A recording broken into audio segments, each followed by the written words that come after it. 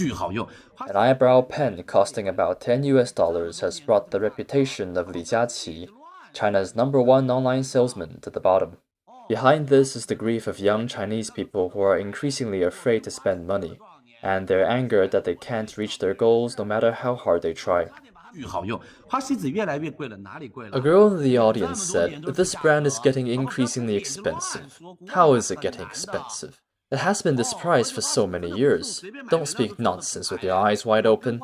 It's hard for a national brand, and this is really not the kind of brand that buys random raw materials to make the product. I've been with it for many years. I know how they built it up, and I am the one who knows it best. They almost showed me everything they had. They almost named their product with my last name, Li, okay? So it's nonsense to say it's expensive. It has been $10.89 for so many years. How come it's expensive? Buy one and receive 2 free replacements. It's a good deal. US $10.89. Do you want to help me put it on? Sometimes you should look inside for your own reasons, okay? After so many years, has your salary increased? Have you worked hard? For so many years, the price has remained the same. I'm literally going crazy. Apparently, his female assistant looks stunned and embarrassed. Li Jiaqi's response triggered a wave of resentment and anger. Many average working people left comments, criticizing him for not only failing to explain the reason but also questioning the purchasing power and work ethic of his audience. The incident hit China's Weibo hot search. Li's last rhetorical question is a direct blow at many consumers. One person wrote, "We questioned only the value of an eyebrow pen, while Li Jiaqi questioned the value of our lives." E-commerce hosts or live stream salespeople represented by Li Jiaqi were once the elected spokespersons for consumers. He earned 1.85 billion renminbi or $250 million in 2021. Consumers send online salespeople to the negotiation table by purchasing products they promote, and the latter negotiate better products and prices from manufacturers. Getting the lowest online price is the lifeblood of a top live streamer. To describe the significance of low prices to live e-commerce in short, without the lowest online price, there would be no Li Jiaqi today. After the controversy caused by his remarks, Li Jiaqi publicly apologized later. He posted a statement overnight, stressing that he was only a makeup salesman. "I know that everyone works hard and it's not easy. What I said disappointed the netizens. I am really sorry." But netizens don't seem to take it well, as he lost many followers on Weibo. According to Chinese media, The Paper, as of the afternoon of September 11th, Li Jiaqi's Weibo account lost more than 660,000 fans. It was reduced from 30.435 million to 29.767 million. 2 days later, he made a public apology. 郑重地跟大家说一句，对不起。 I would like to apologize to everyone for what I said. 2 days ago, when I responded to a lady's comment on the product in our live stream, what I said was inappropriate. I let everyone down. I should not, and am not in a position to comment on anyone arbitrarily from my personal view. I recognize that such inappropriate expressions are disrespectful to others. Anyone has the right to make comments about the product as well as suggestions and ideas in the live stream session. 直播间提出产品以及建议以及想法的权利。 During the apology, he choked up several times and looked up, holding back the tears in his eyes.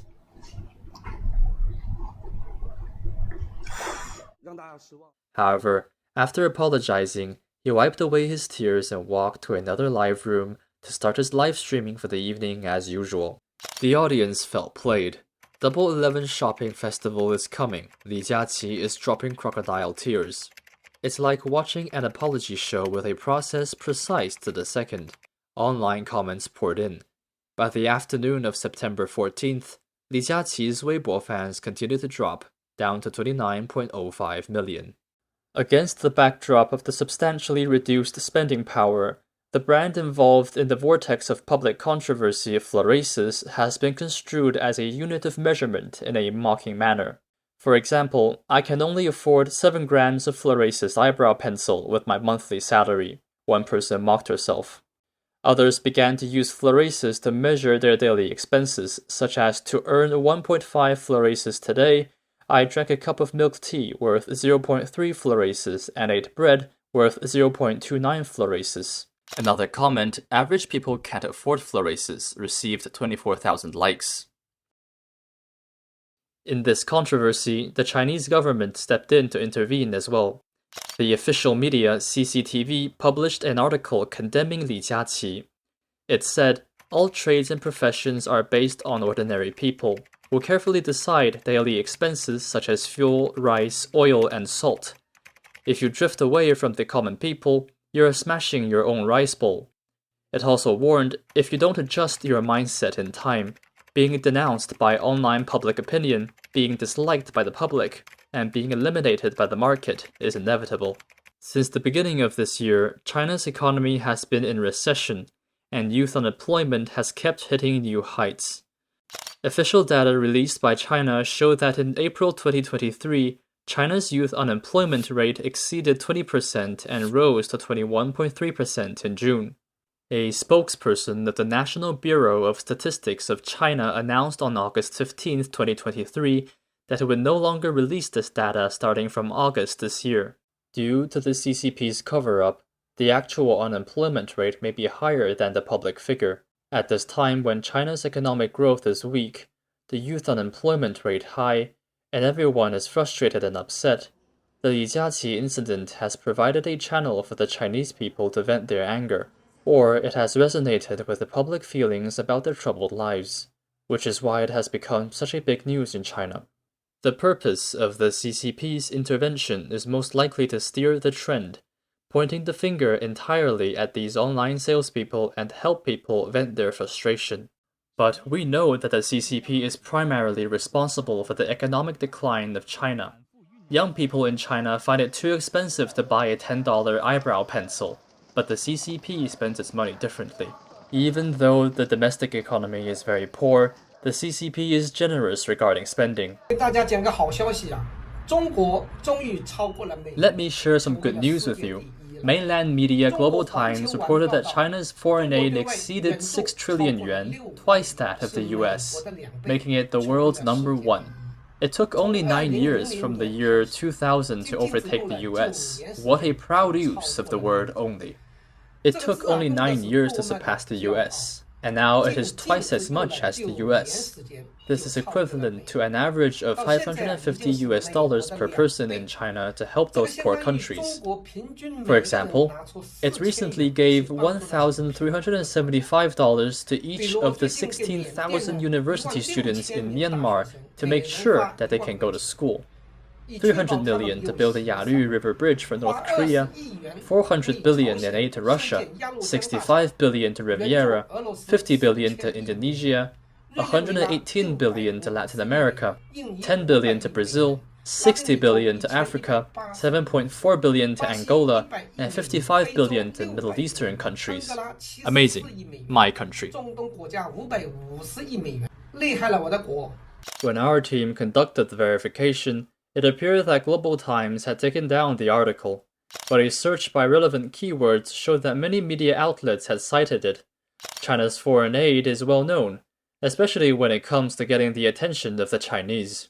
It was previously rumored online that a Chinese university gave 4 international students nearly 30,000 renminbi, or about $4,124 each in living allowances in July 2023. It's higher than the salary of a college teacher.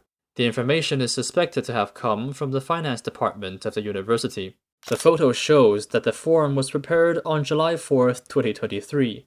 The form summary reads July 2023 Provincial Government Living Allowance Grant, retroactive. The name of the department is International College, and the name of the program is Provincial Government Scholarship. The form records the amount of money given to the personal accounts of 4 international students at the university under the name of tax items such as living allowances for international students. 3 of them received 29,000 yuan per month, and 1 received 30,000 yuan per month. This drew criticism from netizens, who said, "University teachers don't even get paid this much, so this is really a sellout." How many people in China don't have enough to eat when the people's money is squandered on foreign countries like this? Honduras severed diplomatic relations with Taiwan on March 26, 2023, and established diplomatic relations with the People's Republic of China. On March 26, 2023, the foreign ministers of China and Honduras signed a joint communique of the People's Republic of China and the Republic of Honduras on the establishment of diplomatic relations in Beijing. 3 months later, Honduran students came to China, and Chinese officials made high-profile announcements. But the Chinese soon realized something was wrong. Yesterday afternoon, the first batch of 26 international students from Honduras landed. They will be going to our prestigious universities, such as the University of International Business and Economics, Beijing Language and Culture University, Beijing University of Aeronautics and Astronautics, Tianjin University, and so on, right? So, what's the package for them? Needless to say, it's the standard package, free tuition and high financial assistance. I just saw the news this morning when it was accompanied by exciting music.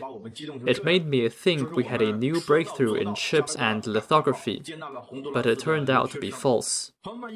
It was just the arrival of foreign students from Honduras, which thrilled us to such an extent. It claimed we had done what we said we would do, adding an exclamation point and admitting the foreign students from Honduras. Friends, you should know Honduras used to be with Taiwan across the sea. Then it said Taiwan gave less money to Honduras, so they switched to us. They had 170 students across the sea. Next, all of them will be transferred to our side. That's the story. The media made it sound so exciting. I almost misunderstood the whole thing. I find it really hard to take such a thing as good news. Maybe my understanding of good news differs from that of the mainstream media. I think it would be good news if one day we offered free education to all our students, while the foreign students who voluntarily paid for their own education at high prices compete to come and study in China. At present, we're putting the cart before the horse. These foreign students are enjoying superior treatment as soon as they land in China, while the tuition fees of our own students have been increasing, so I really don't know what to be so happy about. According to Reuters, on the third day of the foreign students' arrival in China on July 7th, the Honduran government made demands on China. It told Chinese officials that it was seeking investors to help finance the construction of a proposed $20 billion rail line linking the country's Atlantic and Pacific coasts as part of a trade and investment push between the two countries. Honduras and China have been negotiating the first free trade agreement to link their economies.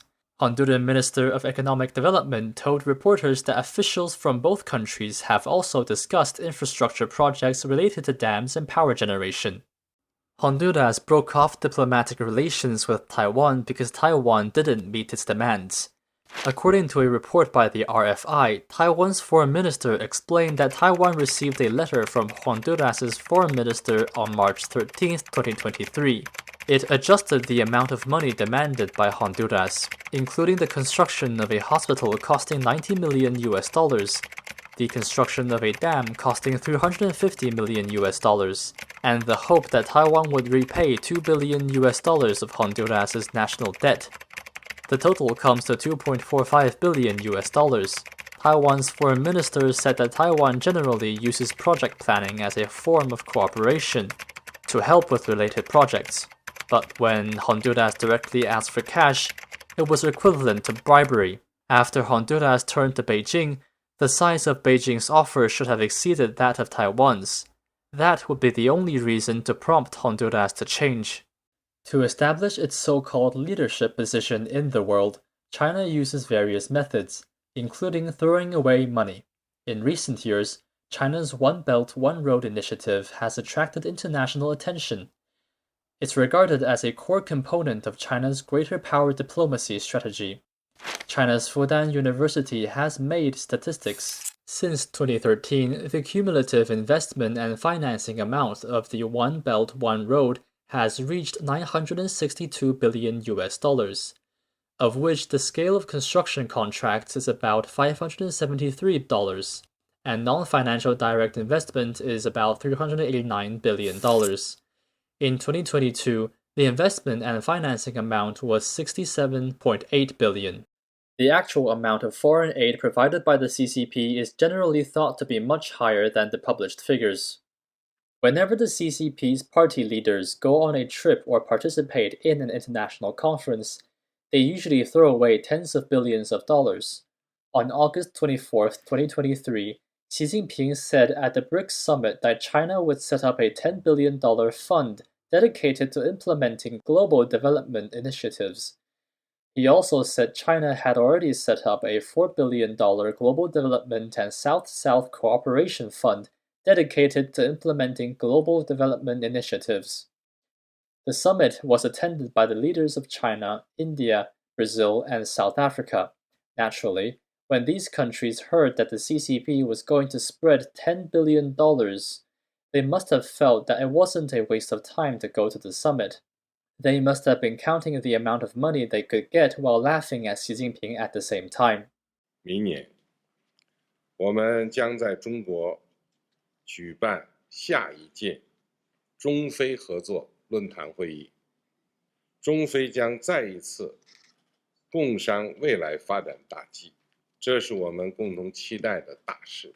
我相信，中非双方将进一步发扬传统友好。 深化团结协作，促进各领域合作蓬勃发展。中非携手推进现代化事业，必将为双方人民创造更加美好的未来，为推动构建人类命运共同体树立典范。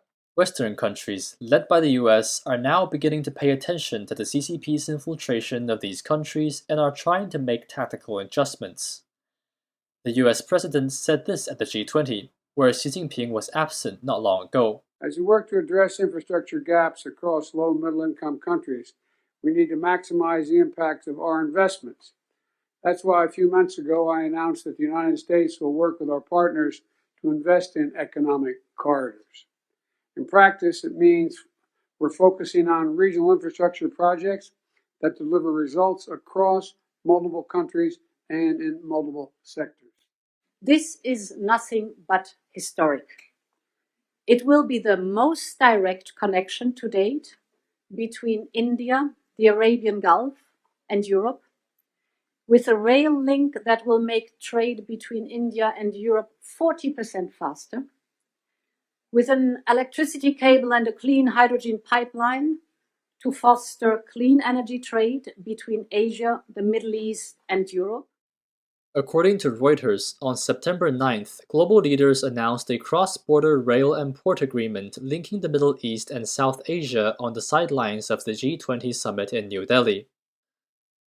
The pact comes at a critical time as US President Joe Biden seeks to counter China's Belt and Road push on global infrastructure by pitching Washington as an alternative partner and investor for developing countries at the G20 grouping.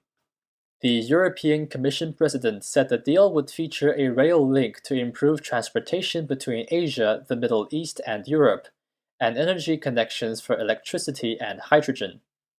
Israeli Prime Minister Benjamin Netanyahu welcomes global leaders' announcement at G20 summit of a multinational rail to include Israel, saying it will make Israel a bridge of peace. זה שינוי עצום. אני מודה לנשיא ביידן על היוזמה החשובה הזאת, ואני רוצה להגיד לכם, זה משנה את מצבנו העולמי וההיסטורי. Interestingly, Israel is listed on China's Belt and Road website, which states at the top of the page, this section includes countries along the Belt and Road routes and countries that have signed Belt and Road related cooperation agreements with China. According to the China Belt and Road Network, as of June 2023, China has signed more than 200 cooperation documents on the construction of the Belt and Road with 152 countries and 32 international organizations. The cooperation countries cover Africa, Europe, Asia, Oceania, South America, and North America. In ancient China, about 1,400 years ago, during the Sui dynasty, a classic book reads, "If you make friends with profit, when profit is exhausted, the friends will leave. If you make friends with power, when power is lost, the friends will be gone." Now, China's economy is facing a serious challenge, and with the shrinking of its pocketbook, one wonders how many friends the CCP can keep in the future.